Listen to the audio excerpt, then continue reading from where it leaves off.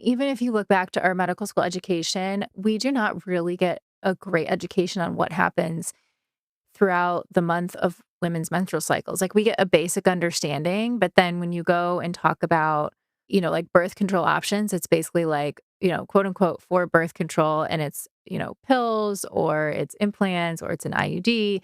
And there's no conversation about even understanding a woman's cycle as a vital sign, which is so insightful. And there's so much that if women can be educated on this and understand for themselves, what does a normal menstrual cycle look like? What does their, temperature changes look like, their symptoms?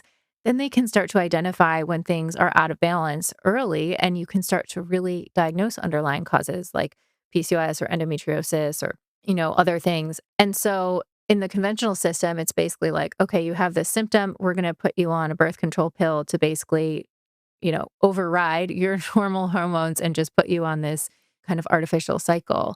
And so there is no like understanding once again of what the root cause is or how to help the body restore balance. Exactly. Like, is chronic inflammation the underlying issue? Is insulin resistance the underlying issue that's creating these issues?